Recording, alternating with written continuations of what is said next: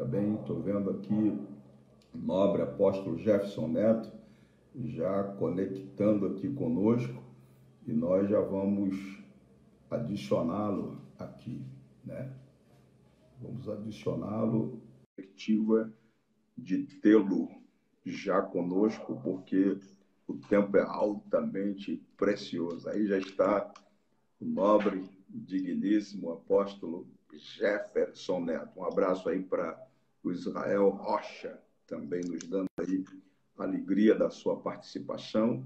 E você aproveita, porque daqui a pouquinho eu não posso mais destacá-lo, falar o seu nome, devido à exiguidade do tempo, que para nós é altamente precioso. Apóstolo Jefferson Neto, prazer tê-lo mais uma vez conosco nesta quinta-feira, nobre.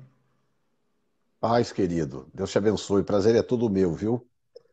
Encerrando hoje aqui uma participação aí muito preciosa no seu canal, com a sua seleta audiência, né? Só gente Nós, pensante, viu? nós louvamos a Deus, nobre, pela sua disponibilidade, né? Nós fomos profundamente agraciados com a bênção de Deus através dessas ministrações escatológicas, que de alguma forma abriu um leque extraordinário para essa gente abençoada que nos acompanha nas nossas lives. E nós Amém. aproveitamos aqui para agradecê-lo pela sua generosidade, a sua liberalidade, a sua disponibilidade de atender aí essa carência, essa necessidade premente que norteia a vida dos servos de Deus neste momento, né, que é muito oportuno para se abordar temas deste gênero. E hoje o assunto é apetitoso, né? Falar aí um pouquinho sobre o sinal da besta, né? Aquele tradicional número tão comentado entre os crentes, né? 666. E, finalmente, dar uma palhinha aí sobre o milênio, né?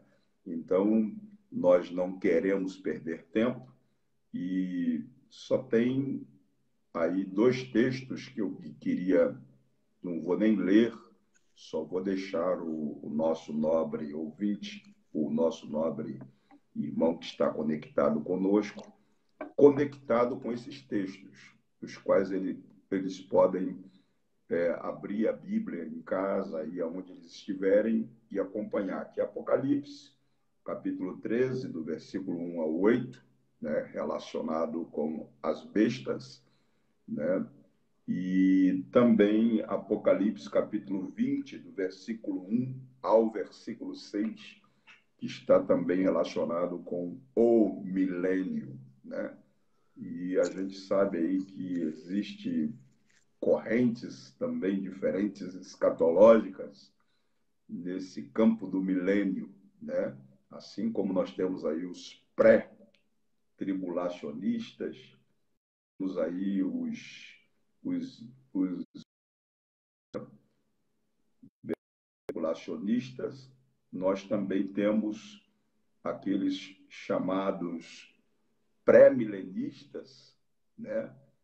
Os amilenistas e os pós-milenistas, né? Então, como não dá para a gente abrir um leque para discutir de forma ampla essas correntes teológicas, com certeza, por termos vindo numa linha pré-tribulacionista, eu creio aí que o nosso professor também vai tramitar, salvo o melhor juízo, na questão pré-milenista, né? Salvo o melhor juízo. Então, eu abro aí os parâmetros aí para o nobre, digníssimo apóstolo Jefferson Nelson. Escada aí, nobre. A minha? A minha imagem? Tá bem assim, obscura. Então, Espera aí. de repente, pode melhorar aí. O Eduardo Souza, grande abraço, Eduardo. A Daiane, que está também nos... Que bom tê-los conosco. E você Já deixa o seu comentário aí das outras lives, você que não teve oportunidade de participar das outras. Melhorou, Nobre? Você que não teve oportunidade de participar das outras, entra lá no nosso canal, se inscreva no nosso canal e de uma a uma participa, assiste, porque com certeza vai te trazer uma grande edificação. Apóstolo, a palavra está liberada para o nobre. Amém. Obrigado, pastor Samuel, mais uma vez. Estamos juntos aqui, vamos ficar aqui até umas 7h55, mais ou menos. E eu quero aproveitar esse tempo, isso no horário de Boston, né, para vocês aí, 8h55, horário do Brasil. Então, eu vou direto ao texto do número da besta, que está em Apocalipse, capítulo 13, e nós vamos começar por aqui, um pouquinho, e reservar também alguns minutos no final para a gente falar um pouco sobre o milênio, né? A sua imagem da torcida, não sei. Não tá Aí para você tá bem? Para mim está perfeito. Espera aí. Porque limpei a Aqui lente. tá como se a imagem está às vezes muito apagada, né? E agora? Continua a mesma coisa. O pessoal que está assistindo aí, por favor, comenta aí se vocês estão me vendo perfeitamente ou se é a imagem lá do pastor Samuel. O pessoal que está Comenta aí assistindo, como é que está a minha imagem? como é que está aí. Manda aí uma nota para nós aí, você que está conectado, para a Porque gente pode ser também a saber. recepção da sua internet, que para mim aqui, tanto a minha quanto a sua, estão perfeitas. Muito bem. Então, a minha também está perfeita. Agora melhorou. Aqui, de vez em quando, ela fica ofuscada, mas deve ser alguma questão de conexão. Pode Mas ser. vamos lá, Nobre, porque o tempo é precioso. Precioso. Amém. Bom, Apocalipse 13, 16, 17 e 18 diz assim: E faz que todos, pequenos e grandes, ricos e pobres, livros e servos, lhe seja posto um sinal na mão direita ou na testa, para que ninguém possa comprar ou vender, senão aquele que tiver o sinal ou o nome da besta ou o número do seu nome. Aqui a sabedoria, aquele que tem entendimento, calcule o número da besta, porque é número de homem, e o seu número é 666. Primeira coisa que eu quero esclarecer é que muita gente não presta atenção, é que o número 666 é a última opção da besta. Então, uma leitura cuidadosa no texto, você percebe que o foco do texto não é o número, tá? A besta, ela terá 3 elementos de controle. O verso 17 diz: para que ninguém possa comprar ou vender, senão aquele que tiver o sinal, vírgula, o nome, terceiro, ou o número do nome. Então, a besta vai usar de 3 mecanismos de controle. E o Perfeito. número que as pessoas tanto falam, tanto falam, tanto falam, é o último dos 3. O que significa que antes do número, ele ainda vai usar o sinal, haverá um sinal, e tem o nome. E aí, em terceiro, o número do nome.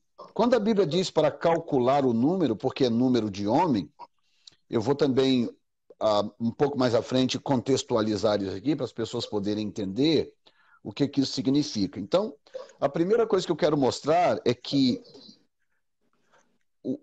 se você ler o capítulo todo, 13, eu sugiro que aqueles que gostam de escatologia, leia todo o capítulo 13 de Apocalipse sem interrupção.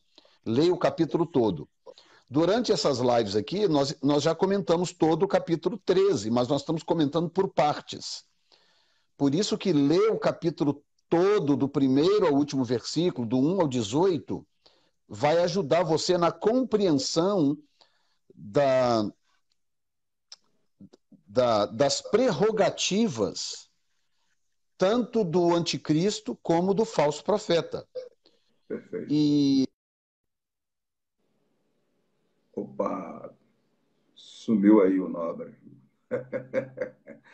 Então, vamos aguardar aí que ele estará voltando já, tá? Estou vendo aqui Alcenir Soares, estou vendo várias pessoas que estão dando sinais aí que estão conectados, uma perca rápida de conexão, mas com certeza o Nobre já vai estar entrando aí novamente, tá?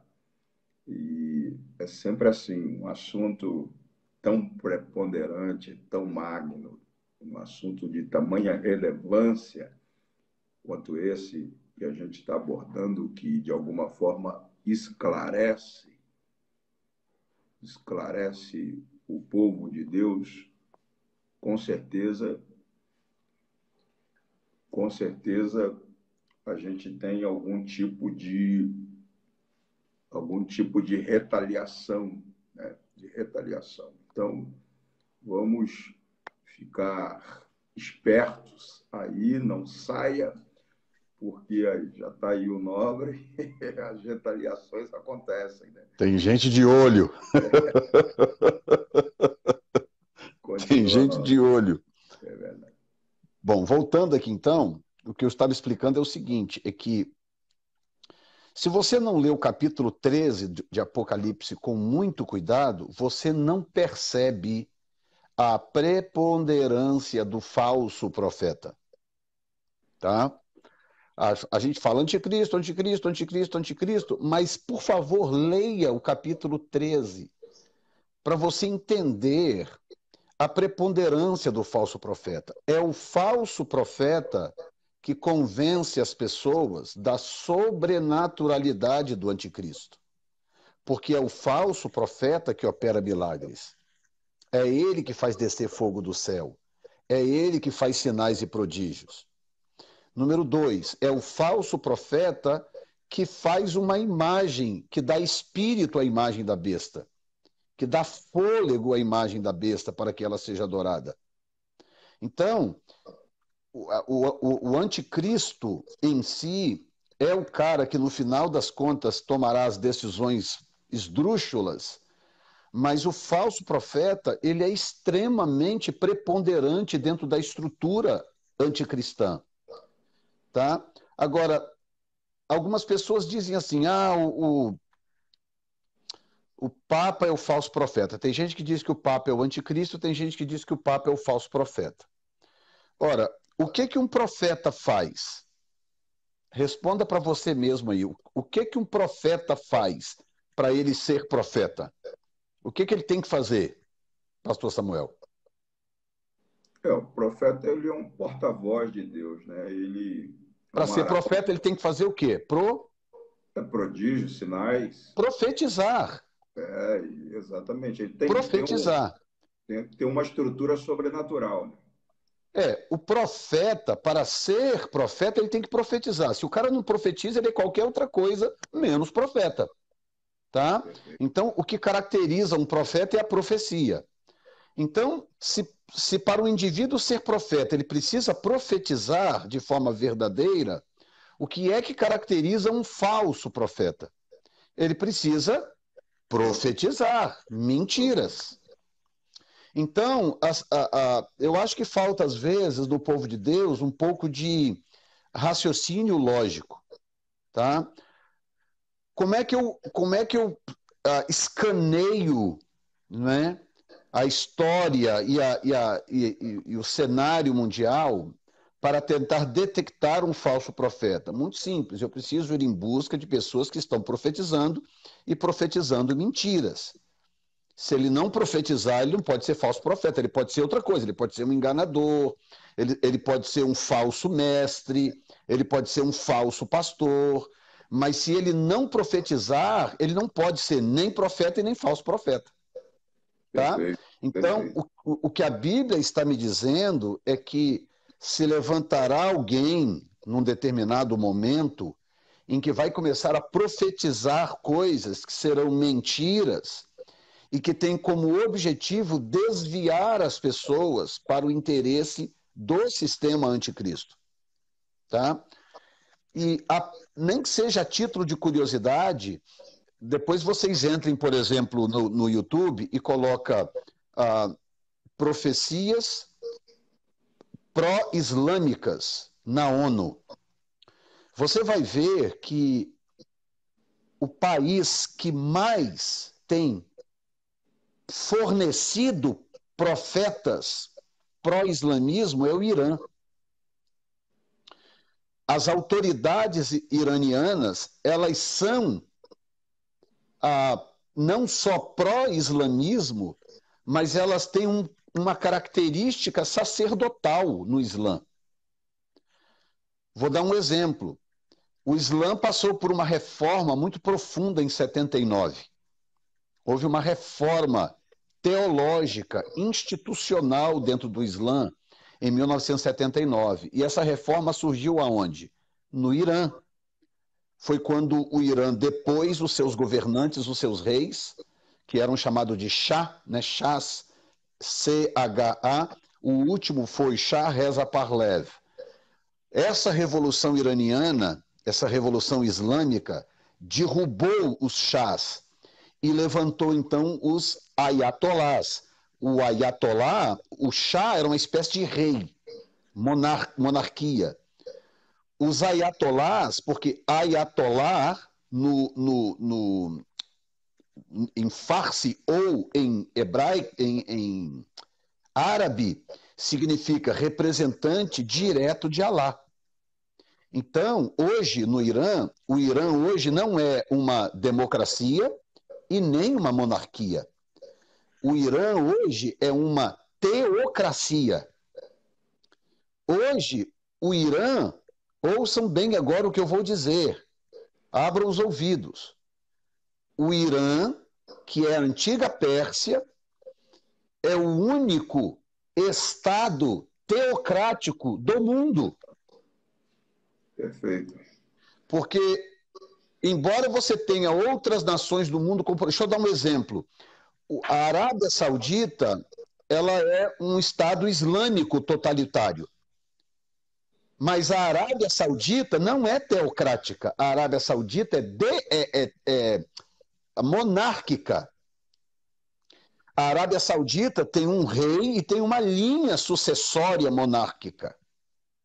Então, no final das contas, a palavra do rei é sempre a última palavra.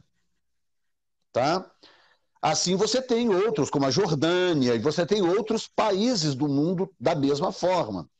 A Turquia, por exemplo, é uma democracia, porque tem um presidente eleito pelo povo, tá? Mas é uma democracia pautada dentro das leis da Sharia. Então, por que o Irã é diferente? Porque o Irã é teocracia. O Irã não é democracia e o Irã também não é monarquia.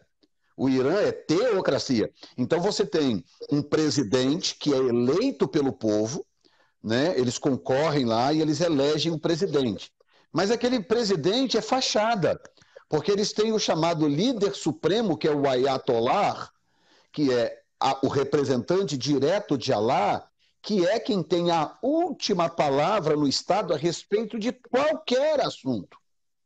Perfeito. O presidente e os representantes do povo podem fazer o que eles quiserem. Se o Ayatollah chegar e falar, não, eu não concordo, eu quero que seja o oposto, o que prevalece é a palavra dele. Então, o Irã é uma teocracia.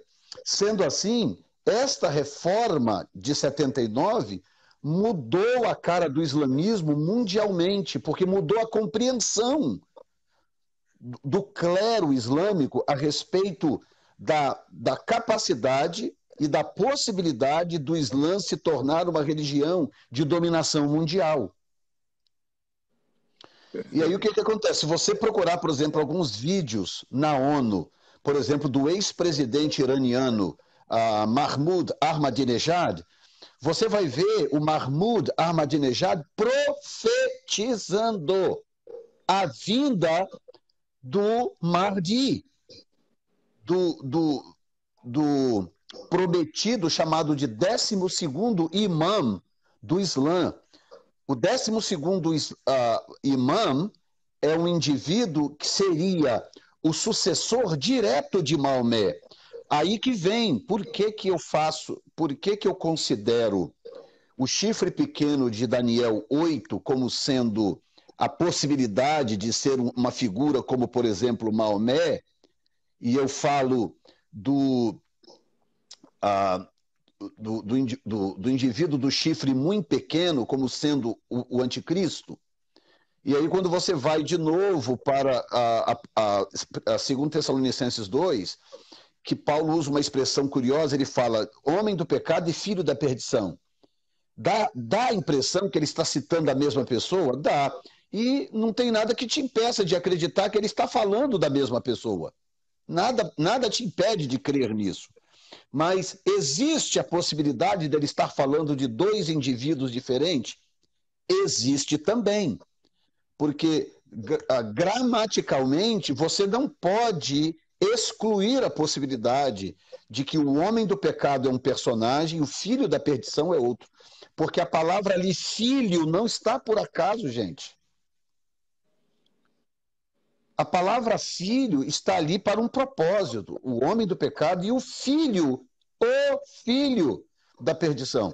Ou seja, é como se Paulo estivesse tentando mostrar, sem poder falar abertamente, que o anticristo é filho do homem do pecado. Ele é filho, ele é offspring, como diz aqui em inglês, que quer dizer, ele vem do tronco daquele. Perfeito. Você está me entendendo? Então, as pessoas não calculam isso, as pessoas, como é que eu vou dizer? As pessoas não consideram isso, porque elas estão tão focadas em interpretações arcaicas de quem poderá ser o anticristo. Você vê, para uma pessoa me surgir e dizer que Emmanuel Macron é o anticristo, rapaz, eu tive aqui alguns embates, num bom sentido, com pessoas que praticamente apostavam a vida de que Emmanuel Macron era o anticristo. Que isso? Para você ter uma ideia do quão desesperadas as pessoas estão, ou por um arrebatamento, ou quão cegas elas estão para o caráter do anticristo, de quem esse ser precisa ser para ele poder fazer as atrocidades que estão profetizadas no texto. Ok? Então, se você procurar no YouTube profecias islâmicas na ONU, você vai ver, não é só um vídeo não, são vários vídeos, incluindo esse que eu falei do Ahmadinejad, inclusive esse presidente do Irã agora, como é que é o nome dele, meu Deus? Rouhani, uma coisa assim. Esse presidente do Irã, ele está fazendo a mesma coisa. Tá? O Ahmadinejad disse na ONU. Na ONU! Ei! Na ONU, na reunião da ONU, o Ahmadinejad disse que o mundo só será melhor quando o 12º imã, o Al-Mahdi, o iluminado de Alá, vier para trazer justiça sobre as nações e para punir os desobedientes e tornar o Islã uma religião universal. Ele disse isso no pódio da ONU. Que isso? Está entendendo? É porque, infelizmente, esses vídeos você não encontra em português, eles estão todos em inglês. Esses vídeos estão todos em inglês. Talvez já tenha um ou outro traduzido, eu não sei, eu nunca vi. Então, eu quero abrir os olhos de vocês para vocês entenderem que nós estamos diante de um cenário profético que está mudando muito rapidamente.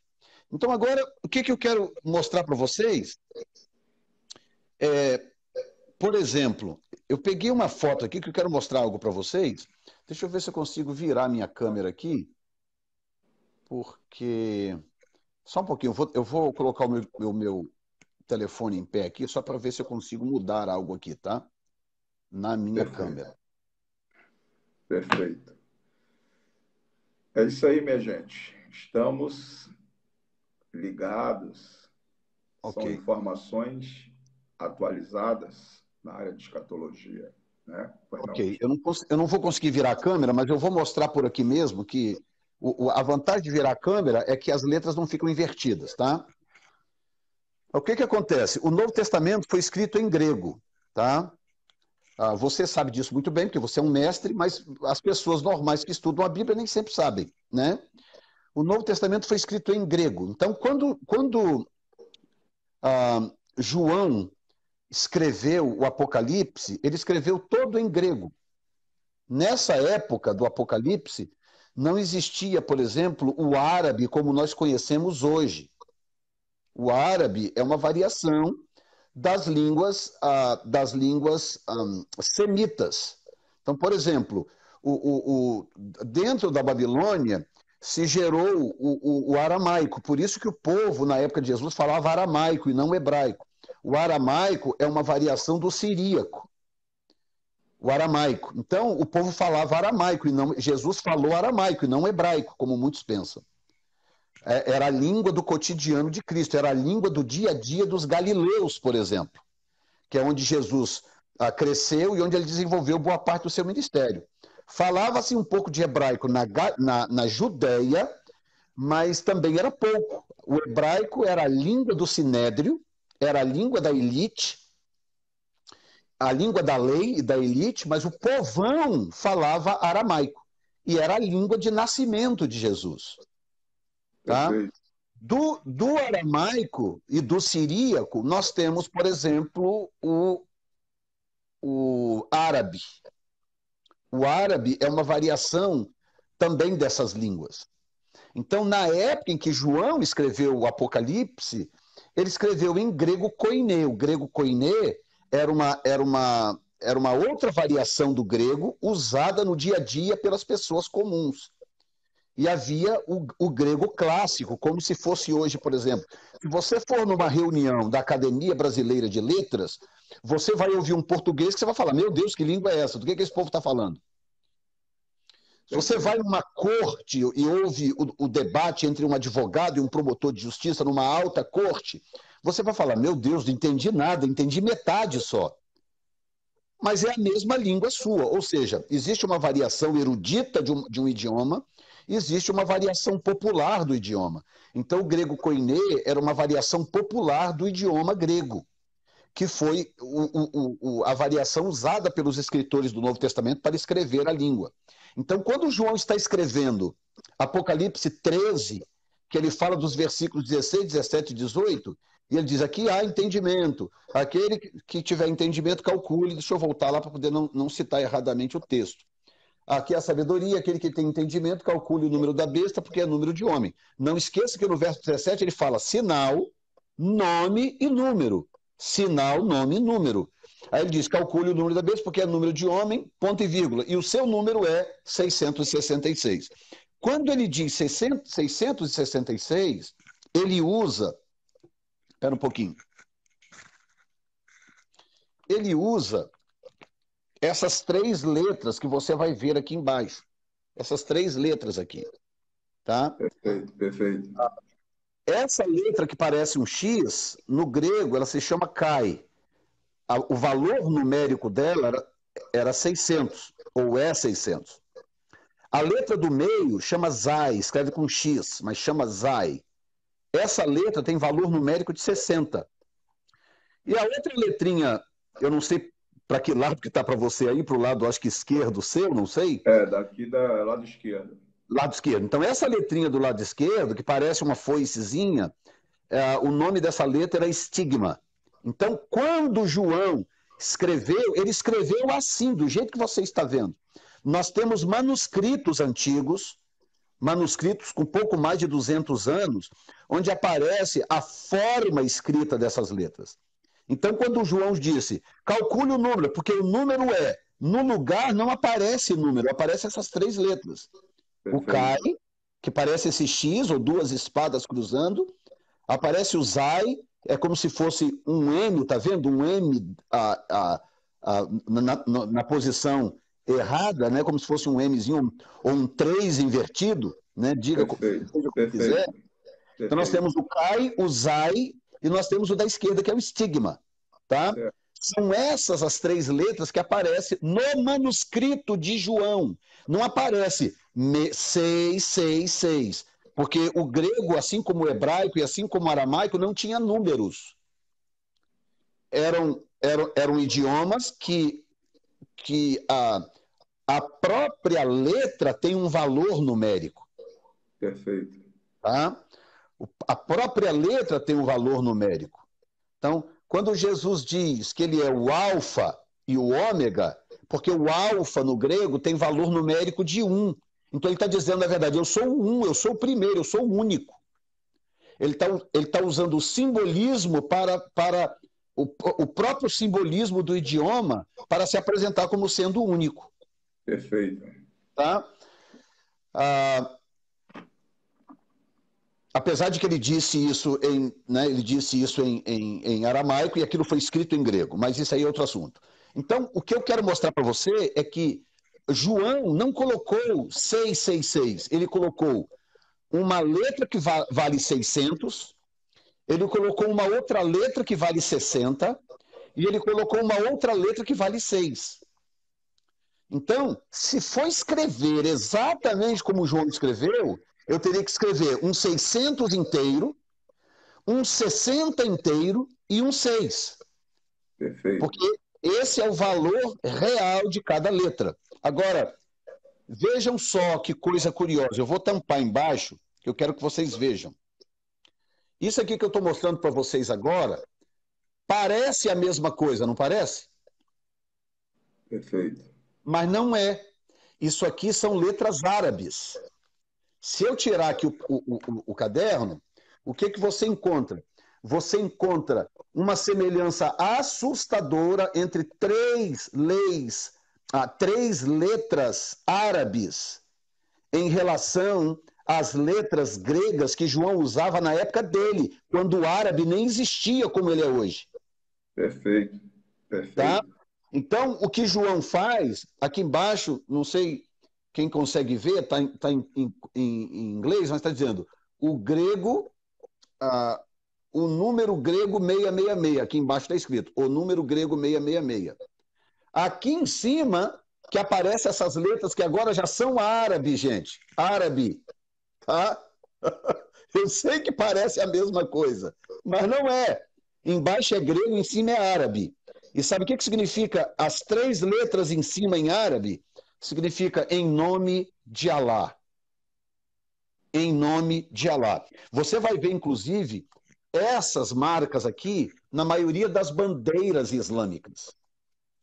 Você pode pegar aqui bandeiras islâmicas diversas que você vai encontrar essas três marcas na maioria das bandeiras, inclusive a cor das bandeiras islâmicas de vários países, as cores são as mesmas. Perfeito. Tá? Vermelho, verde e preto.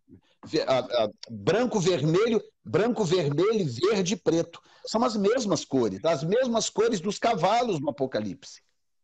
Perfeito. Tá? Então, a pergunta que eu quero fazer é o seguinte, que eu não estou aqui dogmatizando nada, tá? Eu não estou dogmatizando. A pergunta é, será que ao longo dos anos nós focamos tanto em 666 que nós fechamos o coração para perceber que João, inspirado por Deus, talvez estivesse nos dando a pista exata da origem do anticristo? Ao usar três letras do idioma da sua época, que no futuro, num outro idioma completamente diferente, poderia representar exatamente a origem do anticristo. Tremendo isso aí. Então, isso é algo para se pensar, porque senão as pessoas ficam... Eu lembro claramente, rapaz, quando descobriram há uns 10 anos atrás que o rei da Espanha, o nome dele convertido para o grego dava 666. Aí foi um alvoroço, meu Deus. Eu já estava morando aqui, deve ter uns 15 anos isso. O rei da Espanha dá 666, Juan Carlos alguma coisa. Converteram o nome dele para grego, calcularam, dá 666. Aí foi aquele pânico, meu Deus, será que é ele o anticristo? Será que é ele? Será que é ele?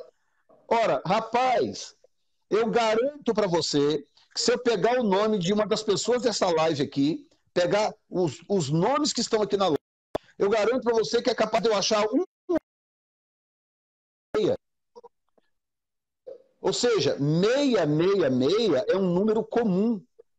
O número em si, ele não é uma referência exata do anticristo, ou só do anticristo, porque você vai ter Obama dava 666, o Harry Kissinger dá 666, o George W. Bush, por causa do W, dá 666, o herdeiro do trono da Inglaterra dá 666, o príncipe Charles dá 666, e tem mais um tanto de gente que dá 666, um tanto de gente que você vai pegar aí e vai dar 666. Ora, como é que eu faço então? Aquele que tem inteligência calcule. Como? Calcular o quê? Se pelo menos aí, sabe, 10% da população mundial aí, se você pegar o nome, converter e calcular, vai dar 666. Então, está muito óbvio que o número 666 não é o caminho mais eficiente para nós localizarmos o anticristo. Não é, porque o número de nomes e de gente que pode, sabe, casar com esse cálculo é muito grande. Aí, por exemplo, quando saiu o código de barra, né, também foi outro alvoroço, que já tem aí o código de barra já tem uns, sei lá, uns 35, 40 anos, né? Mas quando saiu foi um alvoroço, porque tem 2 pauzinhos no canto, 2 pauzinhos no meio, 2 pauzinhos à direita, que, segundo eles, cada pauzinho daquele é 6, então vai dar 666. Ponto, tá aí a marca da besta. Então, ou seja, todos os tiros dados até hoje foram no alvo errado. Nós continuamos sem saber quem será o anticristo, quem é o anticristo, a não ser o fato de que aqueles que seguem a rota do texto, aqueles que seguem a rota do texto, eles sabem pelo menos de onde ele vem. Mas os aventureiros que ficam por aí falando bobagem, fala, tudo que ouve por aí repete, e tudo que... Esses, eles ficam dando tiro às avessas, tiro adoidado. Tá? Então, o que eu quero dizer é o seguinte, eu estou dogmatizando, dizendo, não, o que João escreveu foram essas 3 letras que hoje são árabes. Eu estou dogmatizando? Não. Mas, no mínimo, é assustadora a semelhança, como que as 3 letras usadas por João se parecem assustadoramente com as letras do árabe, que hoje significa em nome de Alá. Perfeito. A semelhança é muito incrível. Então, eu quero apenas chamar a atenção para nós não ficarmos, e o versículo 17 diz, sinal, nome e número. Por que eu focaria só no número, se eu tenho o sinal e o nome antes do número? Perfeito. Entende? Se eu focar só no número, o que vai acontecer? Eu vou errar o alvo. Nesses minutos que me restam, o que acontece? Quando nós entendemos, portanto, eu vou sair desse assunto que ele não tem fim, né? É um assunto que não tem fim. E nós nos propusemos, pelo menos, a falar um pouquinho sobre o milênio. Então, eu quero só recapitular com os que estão acompanhando desde o começo, que nós estamos falando, nós começamos lá atrás, em Mateus capítulo 24, fazendo uma análise do processo escatológico, que nós entendemos, nós os pré-tribulacionistas entendemos que se dará da seguinte forma. Nós tivemos a ressurreição das primícias, que está em Mateus capítulo 27, 50, 52, né? Nós temos a ressurreição das primícias. Jesus ressuscitou um grupo com ele, e o texto diz que eles apareceram a muitos. Esse apareceram, no grego é emfanizo, a palavra ali é emfanizo, que é usada em outros lugares do Novo Testamento para aparições sobrenaturais.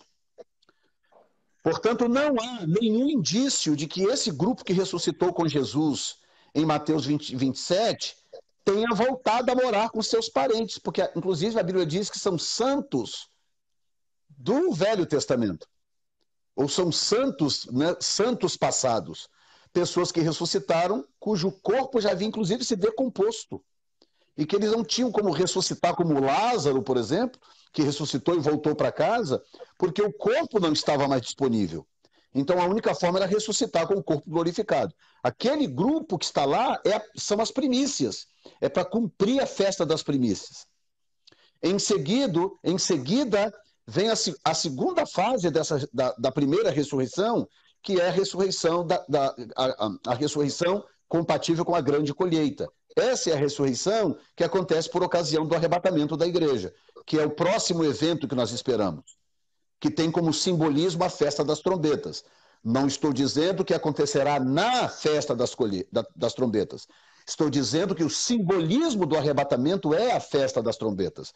Por isso que um dos sinais do arrebatamento é o toque da trombeta, ou da última trombeta, que na festa da trombeta é chamada de Tequia Haggedolah.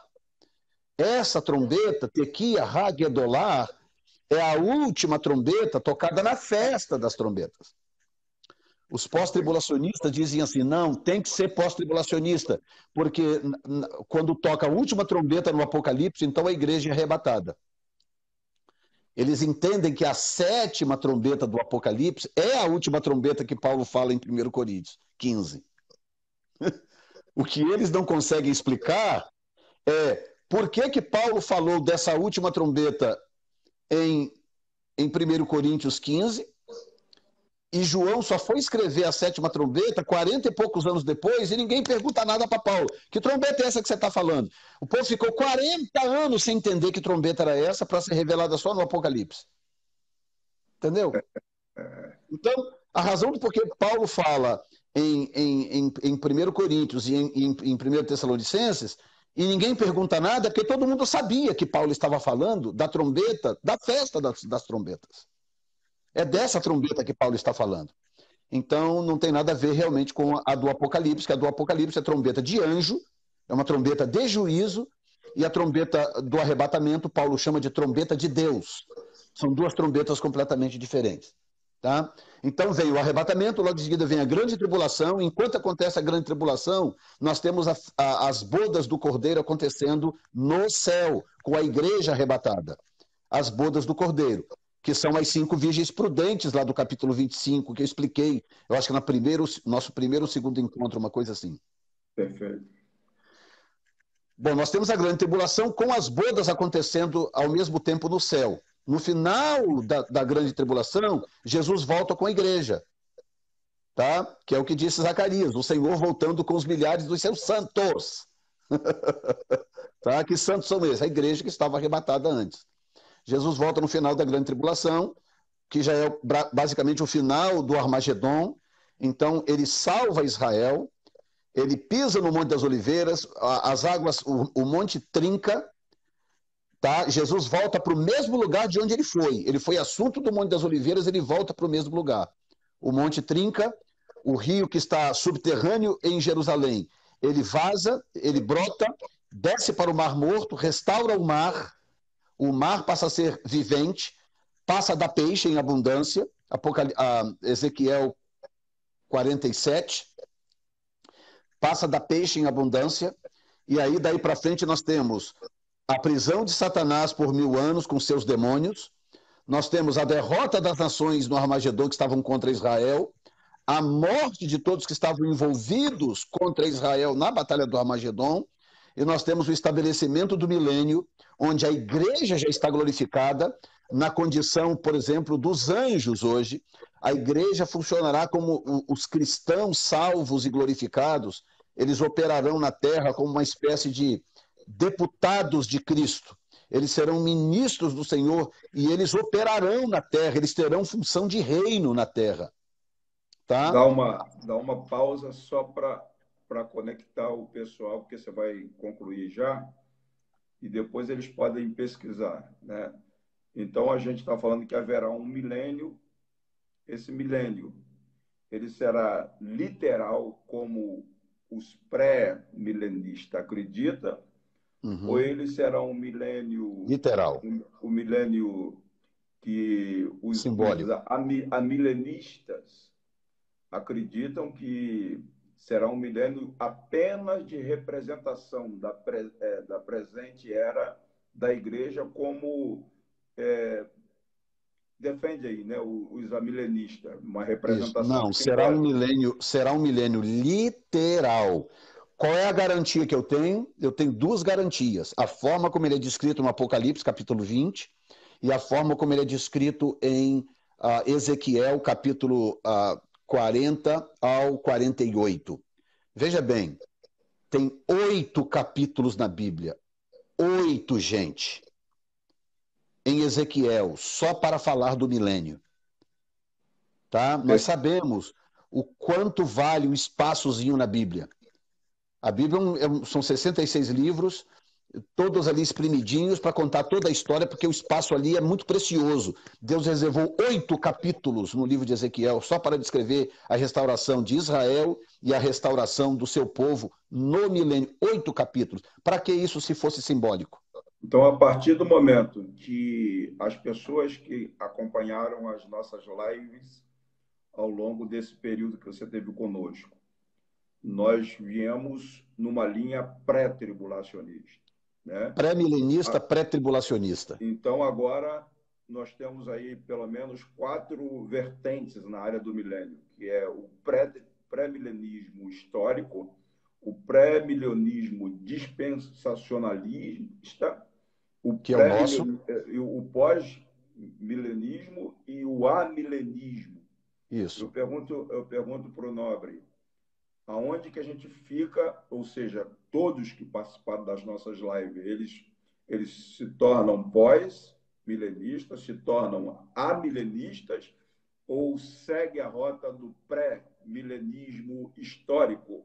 Eu posso falar de mim, né? Eu sou pré-milenista dispensacionalista, pré-tribulacionista, tá? Okay. Então, o pré-milenismo dispensacionalista, ele é de longe o mais coerente de todos. De longe. É porque eu tenho que sair agora, não dá para explicar, mas ele é de longe o mais coerente. Pré-milenismo dispensacionalista e o pré-tribulacionismo é o que eu defendo hoje, com muita convicção, muita certeza, e eu espero ter ajudado, né, nesses 5 encontros. A partir do momento que a gente está fazendo a conclusão aqui, devido à exiguidade de tempo que a gente não tem para prosseguir no assunto, se o indivíduo vem nessa linha pré-tribulacionista com você, agora, se ele quiser se aperfeiçoar, ele entra na linha pré-milenista dispensacionalista, né? É isso? Porque o pré-tribulacionismo ele está dentro do pré-milenismo. Tá? Então, os pré-milenistas, ou eles são pré-tribulacionistas, mid-tribulacionistas ou pós-tribulacionistas. Tá? Todos esses 3 são pré-milenistas. Só que tem a distinção do histórico e do dispensacionalista. Exato, do dispensacionalista. Então, eu sou dispensacionalista, pré-milenista e pré-tribulacionista, porque eu creio que a igreja é arrebatada antes da grande tribulação. Perfeito. Tá bom? Fico Espero grato. ter ajudado. Me perdoem, eu realmente preciso sair, mas dei o meu melhor. Um pouco mais à frente, daqui umas semanas, se você quiser fazer mais uma, pelo menos para fazer um resumão, eu vou estar disposto, sei lá, um mês à frente, alguma coisa assim, pode contar comigo, tá bom? Perfeito. Ficamos gratos. Que Deus te abençoe. Companheiro, um abraço. E abundantemente. Grande abraço. Obrigado, viu?